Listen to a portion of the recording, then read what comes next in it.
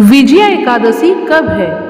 विजया एकादशी की व्रत कथा क्या है? विजया एकादशी हिंदू पंचांग के अनुसार फाल्गुन माह के कृष्ण पक्ष की एकादशी तिथि की शुरुआत 6 मार्च सुबह 6:30 पर होगी और इसका समापन 7 मार्च की सुबह 4:13 पर हो जाएगा।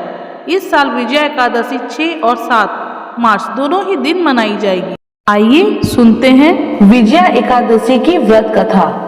आइए इस वीडियो के माध्यम से जानते हैं। उससे पहले आपने अभी तक हमारे चैनल को सब्सक्राइब नहीं किया है तो चैनल को लाइक, शेयर और सब्सक्राइब जरूर करें। आइए कथा की ओर चलते हैं। बहुत समय पहले की बात है। द्वापर युग में धर्मराज युधिष्ठिर को फाल्गुन एकादशी के महत्व के बारे में जानने की जिज्ञासा हुई। उन्होंने अपनी शंका भगवान श्री कृष्ण के सामने प्रकट की। भगवान श्री कृष्ण ने फाल्गुन एकादशी के महत्व व कथा के बारे में बताते हुए कहा कि हे कुंते, सबसे पहले नारद मुनि ने ब्रह्मा जी से फाल्गुन कृष्ण एकादशी व्रत की कथा व महत्व के बारे में जाना था। उनके बाद इसके बारे में जानने वाले तुम ही हो।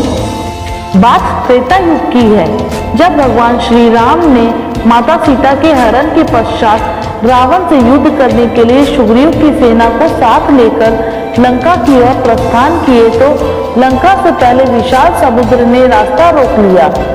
समुद्र में बहुत ही खतरनाक समुद्री जीव थे जो वानर सेना को हानि पहुंचा सकते थे। क्योंकि श्री राम मानव रूप में थे, इसलिए वह इस बुद्धि को उसी रूप में सुलझाना चाहते थे। उन्होंने लक्ष्मण से समुद्र पार करने का उपाय जानना चाहा, तो लक्ष्मण ने कहा कि हे प्रभु, वैसे तो आप सर्वज्ञ हैं, फिर भी यदि आप जानना ही चाहते हैं तो मुझे भी स्वयं इसका कोई उपाय नहीं सूझ रहा। लेकिन यहाँ से आधा योजन की दूरी पर वक्तालभ्य मुनिवर निवास करते हैं। उनके पास इसका कुछ न कुछ उपाय हमें अवश्य मिल सकता है। फिर क्या था, भगवान श्री राम उनके पास पहुंच गए, उन्हें प्रणाम किया और अपनी समस्या उनके सामने रखी।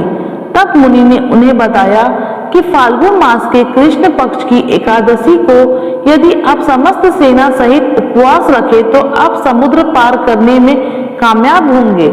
साथ ही इस उपवास के प्रताप से आप लंका पर भी विजय प्राप्त करेंगे। समय आने पर मुनि वक्तालभ्य द्वारा बताई गई विधि अनुसार भगवान श्री राम सहित पूरी सेना ने एकादशी का व्रत रखा और राम सेतु बनाकर समुद्र को पार कर रावण को परास्त किया। इसी दिन से विजय एकादशी मनाए जाने लगा और इसे विजय एकादशी का नाम दे दिया गया। धन्यवाद।